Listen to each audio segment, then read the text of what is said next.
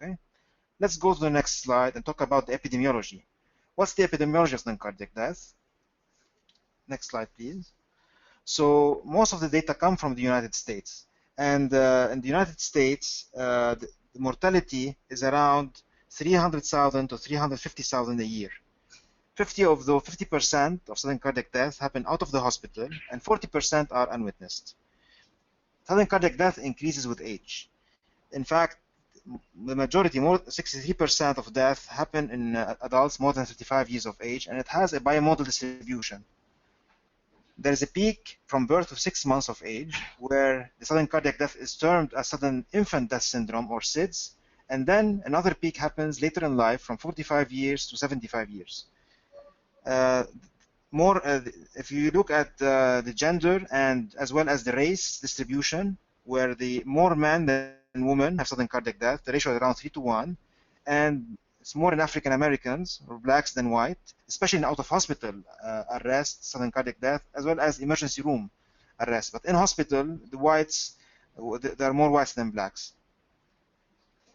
Now, look at the magnitude. How significant public health burden of sudden cardiac arrest? Well, if you want to combine the death from lung cancer, stroke, breast cancer, and AIDS, combined, sudden cardiac death a year is more than the numbers of the lung cancer, stroke, breast cancer, and AIDS combined.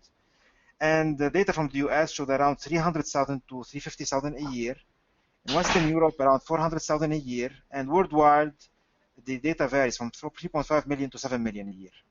Okay, and the survival is usually grim, less than 1% to 5%, and it all depends on the system, the availability of the emergency response system, availability of defibrillators, especially in public places, as well as the training of people to do CPR and to rescue the victims quickly to the hospital. Next slide, please. Now let's move on and talk about the pathogenesis. It will be easy to understand sudden cardiac death if you dissect the problem to three main causes. A problem in the coronaries, a problem involving the myocardium, put enter please, and then a problem in the conduction system. So these will lead to arrhythmias, usually ventricular tachyarrhythmias, and these will culminate into sudden cardiac death if it's not resuscitated. Okay. Let's move on, next slide. So the majority of the causes are due to coronary CAD, especially in the elderly. And this can be classified in two main categories: atherogenic coronary artery disease from ischemia or infarct, and especially in the young population, anomalies of the coronary arteries that I'm going to discuss in the next slides. Regarding cardiomyopathies, they account to 15% of, put in enter please, 15% of the causes. And cardiomyopathy can be dilated or hypertrophic. It can be due to an arrhythmogenic focus, whereby part of the right ventricle are replaced by adipose tissue as well as collagen. And this is an arrhythmogenic substrate leading to ventricular tachyarrhythmias and sudden cardiac arrest.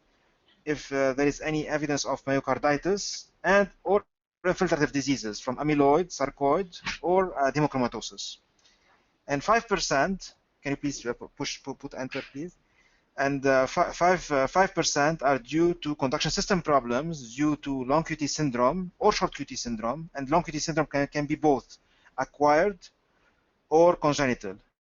And some of the acquired causes include drugs. Many of the drugs we use can prolong the potassium the potassium current and block it and cause long QT syndrome. Ischemia and metabolic disorders as well increase the QT interval and can predispose to ventricular tachyarrhythmias and torsade. I mentioned short QT syndrome, so the long QT as well as the short QT can predispose to cardiac arrest and death. And then there are new syndromes. There is a Brugada and the early repolarization syndrome that are recently reclassified under J-wave syndromes. And these syndromes predisposed to sudden cardiac arrest and death if not resuscitated. And then there is an entity called catecholaminergic polymorphic VT, which is an entity whereby usually the individual has a normal EKG, but during increased catecholaminergic surge from, let's say, an exercise or stress, the patient will have more ectopies, PVCs, polymorphic, that will progress and become VTAC. And if if the patient, for example, stop exercise or the cause doesn't stop, it might lead to arrest and death. And finally, I'm going to mention that WPW in some instances can predispose as well to sudden cardiac arrest, especially in the setting of AFib when there is conduction to the pathway, antidromic conduction. The patient might get VFib and arrest.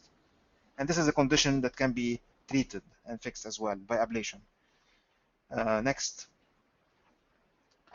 So here it's a slide that showed actually what's the underlying arrhythmia of sudden cardiac arrest. Well, the majority, around 85%, are due to ventricular tachyarrhythmias. And these include ventricular tachycardia, VTAC, ventricular fibrillation, VF, or torsade. So the majority, 85%, are due to ventricular tachyarrhythmias. And the rest due to bradyarrhythmias, usually asystole and PEA, pulseless electrical activities. However, it's very important to focus on the timing, because if the patients had an event and quickly is monitored, ventricular arrhythmias is the majority of underlying arrhythmia. However, with time, this will become bradyarrhythmia, asystole, and PEA. Can you move on to the next slide? And the next slide showed it very nicely.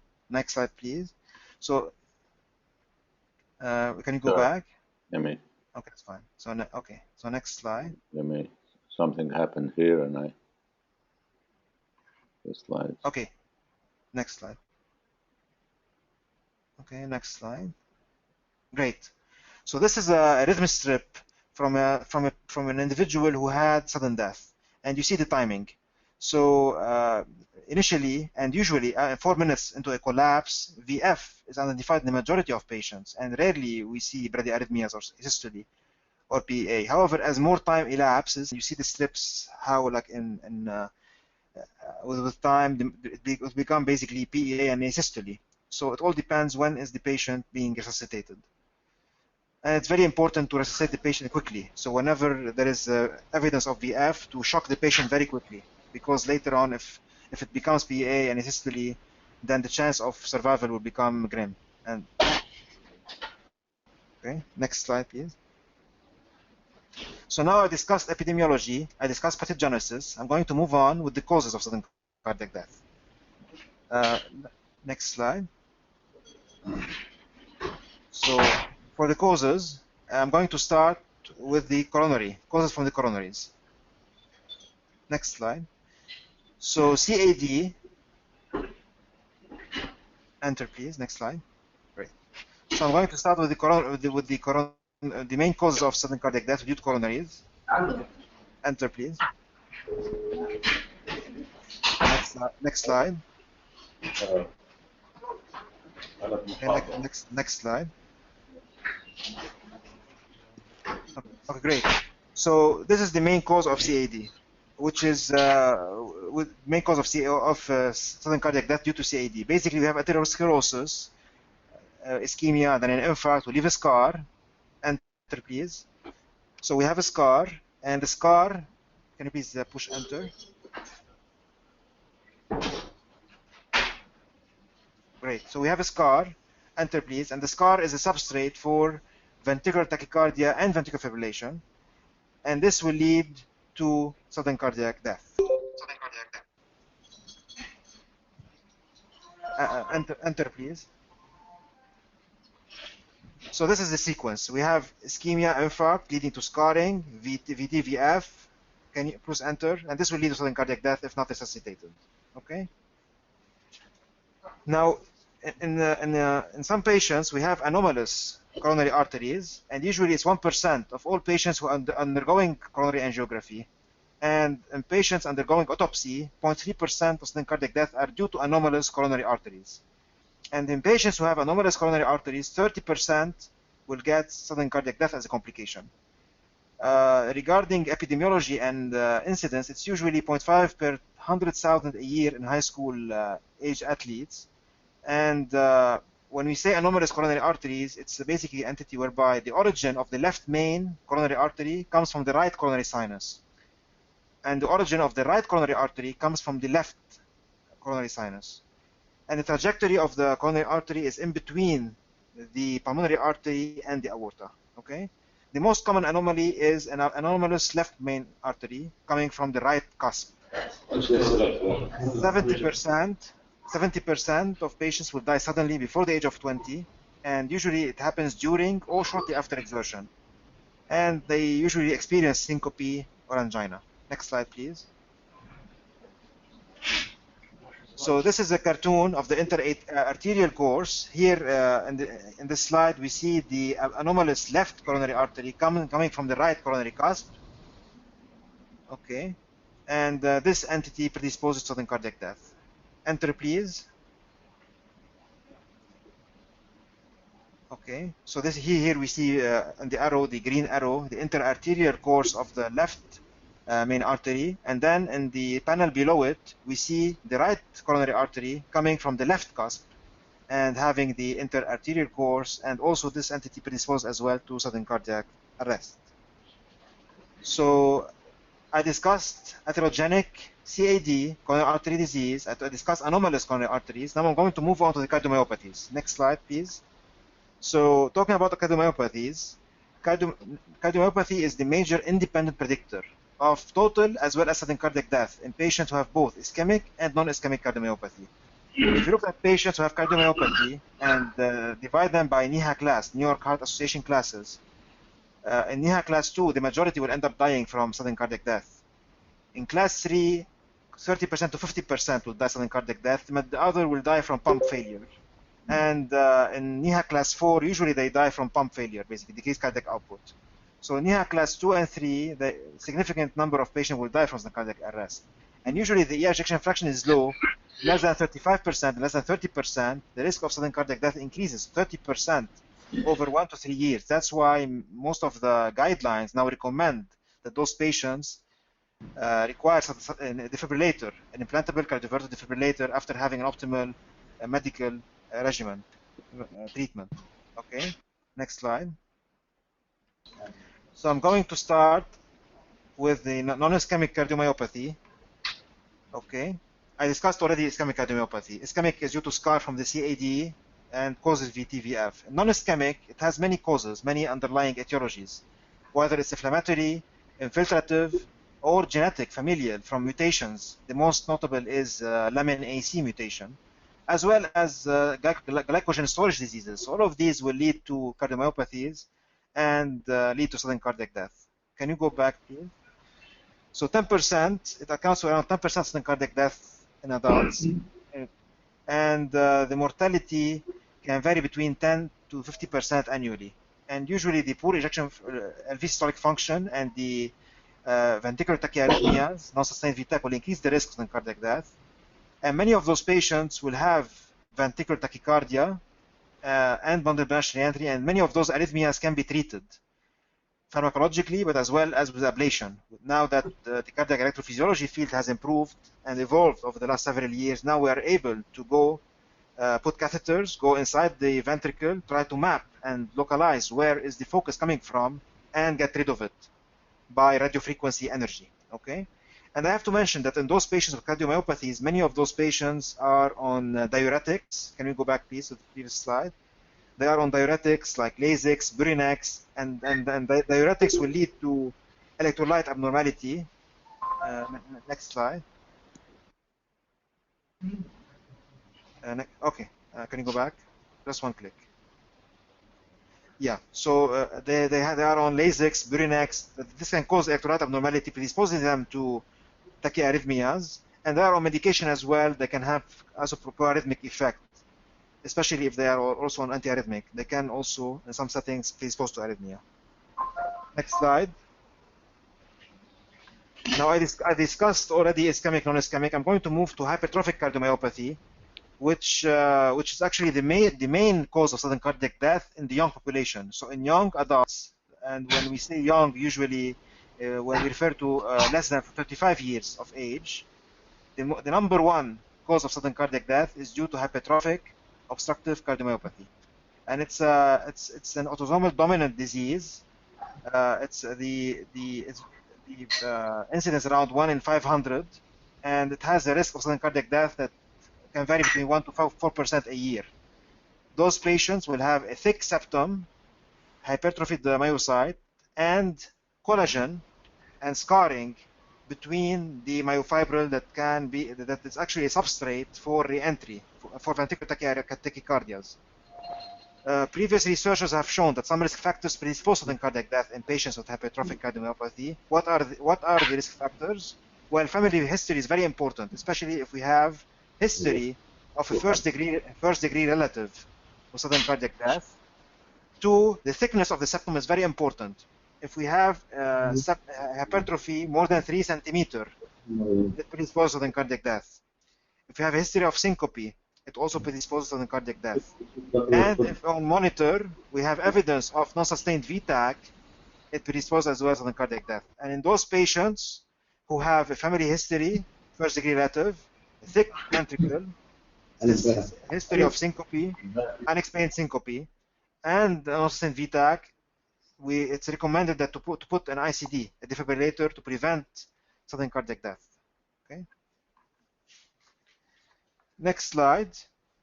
So here we see the thick septum. Next slide. Next slide we see the echo, basically. Next slide, please. I'm trying to move it. Great. So in this slide we see a parasternal long axis view of an athlete who has hypertrophic cardiomyopathy. So we see basically the septum is very thick.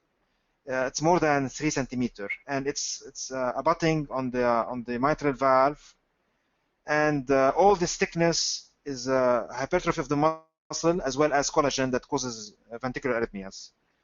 Next slide.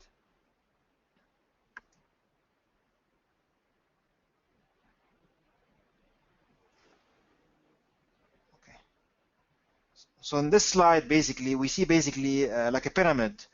And the top of the pyramid are the patients with the highest risk to have sudden cardiac death. Who are those patients? Well, patients who already had sustained VTAC or had already arrest and resuscitated, of course, they are at higher risk of having another episode. So these patients will need an ICD, a defibrillator, for secondary prevention. And many patients who didn't have any arrest but are at a higher risk and they need an ICD, for primary prevention are those who have a familial sudden death in first degree relative, those who have syncope unexplained, like we take good history, make sure that it's not a vasovagal episode. Basically, there is no reason to have a syncope. Then we have to be worried that might be caused to an arrhythmia, and those patients will need an ICD.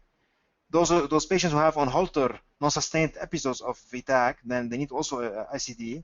Those who have massive hypertrophy, and that's actually it's a continuum. If you look at the panel below, you see that as the left ventricular thickness increases, patients will develop more sudden death. Okay, and as well as those who develop hypotension with exercise, they tend to develop sudden cardiac death. So these patients will need an ICD, a defibrillator. Next slide. So now I discussed ischemic cardiomyopathy, I discussed non-ischemic cardiomyopathy, I discussed hypertrophic cardiomyopathy. I'm going to move on to an entity which is an arrhythmogenic right ventricular cardiomyopathy or dysplasia, ARVC. Well, this condition is prevalent in our area of the world, especially in the Mediterranean basin. It's common in Italy. In Lebanon, we're seeing a lot of patients who have it. I have colleagues in Egypt who also have a lot of patients. So maybe there's like a Mediterranean in our area of the world, they have more incidence. But if we look at the literature, what's the prevalence of this disease? Around 1 in 5,000. And it's an entity whereby the right ventricle, the myocytes, are replaced by fat, adipose tissue, and fibrous tissue, collagen. And these are foci for ventricular tachycardia. The patients can present with presyncope, syncope, or arrest. They develop ventricular tachycardia. There is a lot of familial etiology. And if we ask more history, many patients have relatives who have similar diseases. And now that the genetics is improving, many of those mutations are being characterized, and mainly due to desmosomal proteins abnormality. Okay, the incidence of sudden cardiac death is around 2% per year, and VTAC can be treated with ablation. So initially, we try to manage it with medication, antiarrhythmics, beta blocker, or nodal agents, but sometimes we need to be more aggressive and do catheter ablation, look at where is the focus in the right ventricle, and we can get rid of it. And in some patients, we need to put an ICD to prevent sudden cardiac death. Which patients? I'll discuss them in the next two slides. Well, first of all, let's go to the next slide and see on EKG, because on EKG, we can have some changes that can tell us that this patient might have ARVC. What are those changes? Well, we can see a right bundle or an incomplete right bundle branch block morphology in lead V1 and V2, and usually we have in V1, V2, and V3 T-wave inversion, okay, in the anterior precordial lead. And in 20% of patients, we can see an extra notch in V1. It's called an epsilon wave. That's also specific for ARVC. Okay, let's move to the next slide.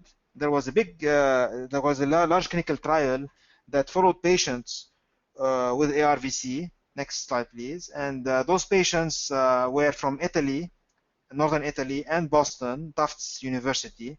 They followed patients for a few years, and then they noticed that those who had history of an arrest or they had history of ventricular tachycardia, whether they had hemodynamic compromise or not, tend to have ventricular fibrillation flutter. So these patients will benefit from ICD.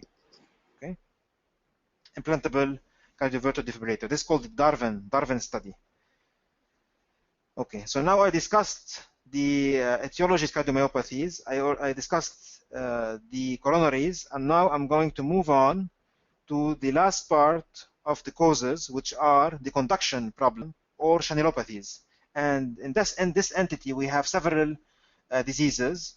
We have the QT syndrome, the long QT, as well as the short QT. We have Brugada syndrome and the early repolarization syndrome, and we have the catecholaminergic polymorphic ventricular tachycardia. Let's start with long QT syndrome. Next slide. Well, first of all, next slide. Well, first of all, let's diagnose. How do we diagnose long QT syndrome? Well, the most established diagnosis for long QT syndrome using the Schwartz criteria, which is basically we get element in the clinical history, family history, and on the EKG elements, and each one has a score. And then if we add them up and we have more than 4 points, 4 or more points, we have a high probability that the patient has long QT syndrome. On EKG, we focus on the QT interval and the corrected QT interval, the QTC. If it's more than 480, the patient will get 3 points. It's between 460 to 472 points. 450 in male get 1 point. And then, of course, T-wave morphology. If there's notching or changes in the T-wave morphology, they get also a point. If there is a torsade, they get 2 points. And on the history also, if there is history of syncope with stress, they get 2 points. Without stress, 1 point. If there is congenital deafness, they get 0.5 points because of syndromes that can associate with long QT syndrome. And family history as well. If they have family history of long QT syndrome, they get also a point. And if there is there's an unexplained sudden death in the family at young age, less than 30, they get 0.5 point. If we add them up and we have more than 4, we have high probability of long QT syndrome. Next slide. We have many types of long QT syndrome. The most common types, long QT 1, 2, and long QT 3, are the majority of the causes of long QT syndrome, and they are due to mutations in channels. Long QT 1 and 2 are due to mutations in the potassium channels, whereas long QT 3 is due to a mutation in the sodium channel. The setting of the arrhythmia is also differs between the types of the long QT syndrome. Long QT 1 happens during emotional or physical stress, typically during swimming or diving. Long QT 2 happened also during emotional stress, and commonly there is an auditory component, like usually an alarm went off, or like a patient got bad news with emotional distress could lead to an arrest.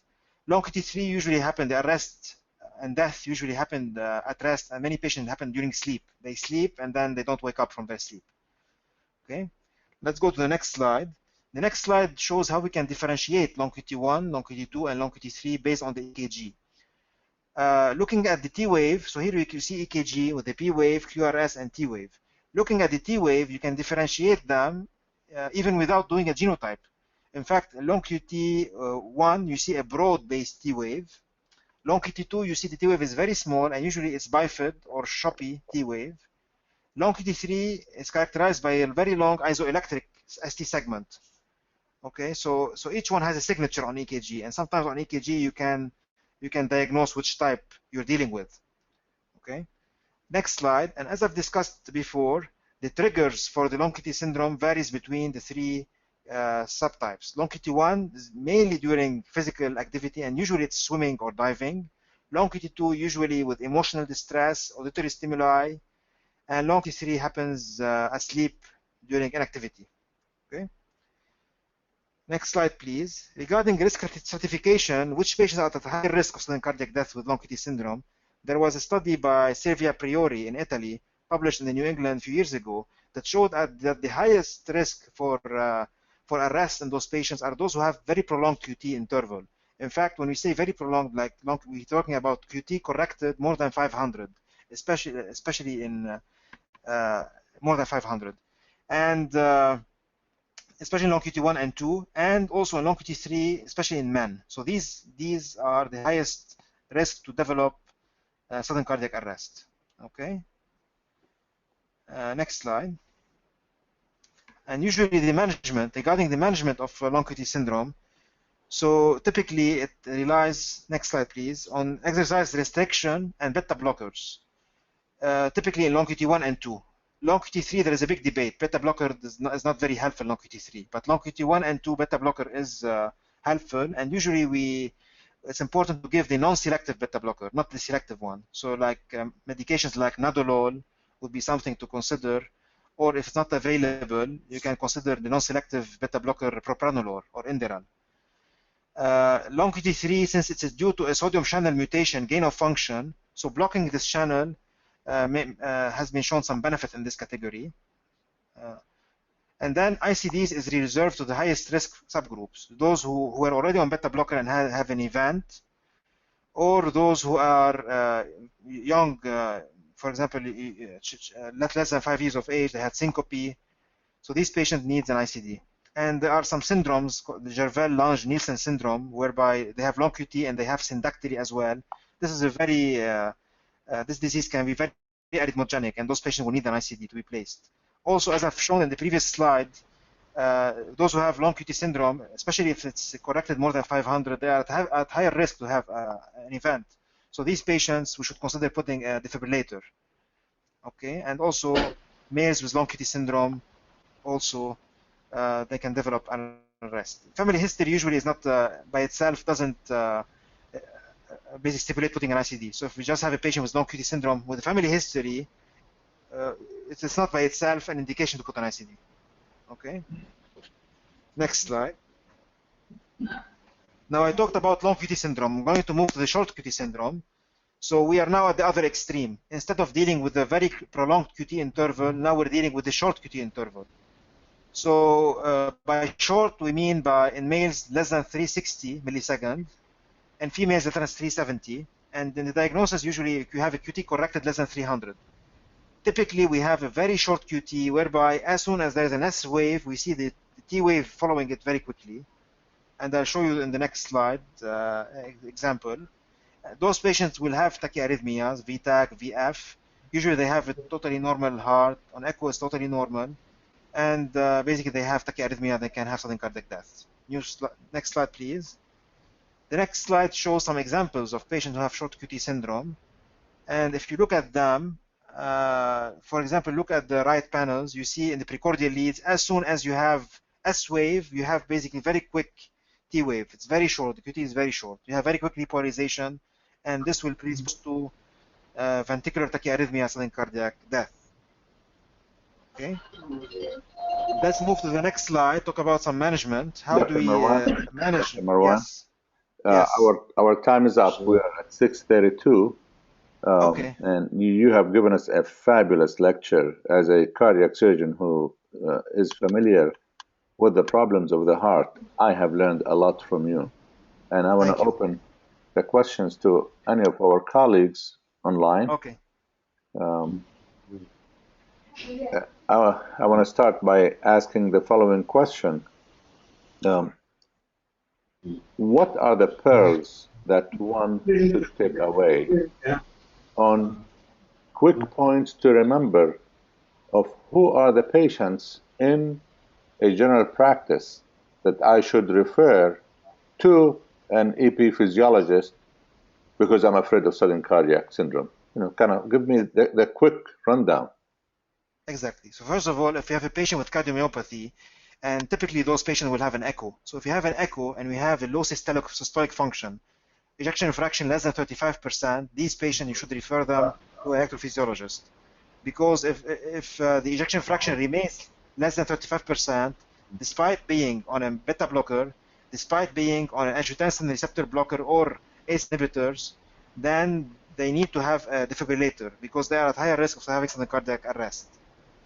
Then if basically we have other entities on EKGs or on echoes like hypertrophic cardiomyopathies, long QT syndrome, or short QT syndrome, or ARVC, these need to be referred to an electrophysiologist to assess the need for putting a device. Also, I have to say that many of those patients will have ventricular tachycardia that also can be treated by ablation. We are now, we have a lot of, they have been over the last decade, significant improvement in how we manage those arrhythmias. And many of them we can pinpoint by mapping them to see which area they're coming from, and then get rid of, then try to burn or ablate that area. So those patients need to be referred for electrophysiologist. Excellent. Thank you very much. Any questions from the audience? Any questions from specialty hospital? Thank you. Yes. Please speak up. If there is I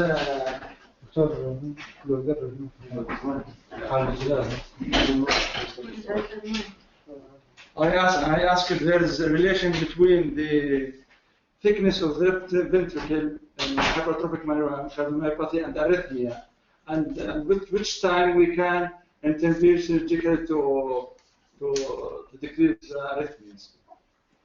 Well, this is an excellent question. If we, in my slides, I've mentioned that actually an increased septal thickness more than 3 centimeters predisposed to cardiac death. However, it's not a dichotomous number, which means if it's 2.9 centimeters, it's okay. If it's 3 or more, it's now we have to put an ICD.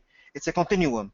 As the muscle thickness increases in size, we have more sudden cardiac death. And now actually there is a new calculator. It's available actually also on the internet. If you go to Google and put HCM, hypertrophic cardiomyopathy, SCD calculator, you just have to plug some numbers. You can put the age of the patient, gender, and then what's the exact thickness in decimals, and it will give you, based on previous trials, what's the percentage that this patient will have sudden cardiac death. But as I've said, as the thickness will increase from 1.5 centimeter to 2 to 3, you have more risk of sudden cardiac death. And definitely if it's more than 3, the patient will need an ICD.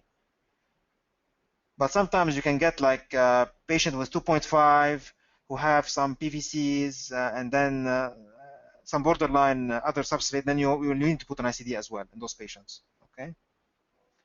So if you can try to find this calculator, it's very friendly. Just go to Google and then put HCM SCD calculator, and then you have to just plug in the demographics of the patient, gender, thickness of the heart, if they have oral medication or not, and then it will give you what's the percentage to have sudden cardiac death. And also it will give you advice if an ICD needs to be placed or not. Excellent. Any other questions from the audience? I have a question. Please. I'm Fuad. Hello, Dr. Latouf, Dr. Refaat. Hello. Very commonly, we encounter patients in the ICU or even on the floor with history of having a corrected QT more than 500 milliseconds. Is there anything that we should do about that? Do we have to put them on any medication, or do we just play the preventative role by eliminating any medications that further prolong the QT? Well, Fuad, this is an excellent question. Now we're living in an era of polypharmacy. In the past, many patients were just on 1 pill, 2 pill. Now we're like, many patients are bombarded with a lot of pills, and many of those pills will increase little bit the QT interval, but if you add them up, you'll have significant cumulative effect. So first of all, if you see in the ICU patients with a prolonged QT interval, QTC corrected, very important to go over the medication list. and try to basically focus on medications that are known to prolong QT interval, like some of the antibiotic, quinolones, erythromycin, macrolides. Also, if they are on H2 blockers, for example, if they are antifungals, some of the ketoconazole, others. So all of these, basically, we need to have a very thorough review of the medications and try to avoid. I mean, some medications we don't need. For example, put the patient on a H2 blocker, try to get rid of it. If the patient doesn't need antibiotic, also, or shift to another antibiotic. So we can adjust the medication. Then if there is a torsades, different story. If they have torsade, then you have to manage torsade, because typically if you have long QT interval, the patient will be predisposed to have torsade, then you have to manage it by pacing, by giving magnesium. Thank you. We have 2 more minutes. If there are questions, I'll take one last question.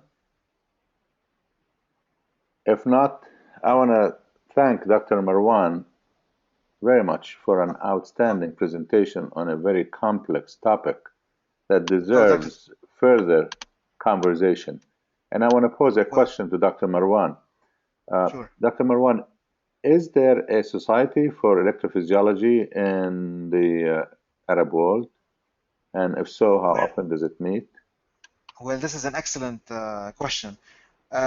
Recently, and we established basically a society called the MENA HRS, the Middle East North Africa Heart Rhythm Society, which includes countries basically in the Middle East and North Africa. Also, it includes the Gulf countries, Iran and Turkey.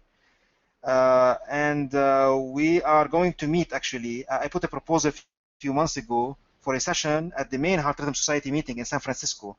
And I got an email a few weeks ago from the leadership of the Heart Rhythm Society that they will give us a session in San Francisco next May. So we're going to meet basically electrophysiologists from the MENA region, and hopefully it will be a good get-together, exchange basically ideas, hopefully good forum for education activities, research activities, having our own registries.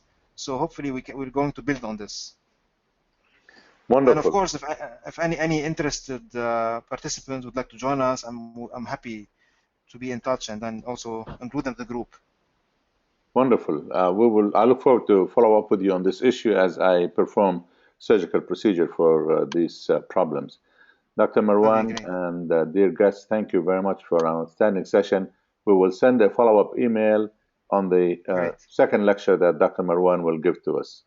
Thank you all. Very much, Dr. Atu, for the opportunity, and looking forward to the next session. Thank you very much. Thank you. Goodbye, everybody. Goodbye, everyone. Thank you. Thank you.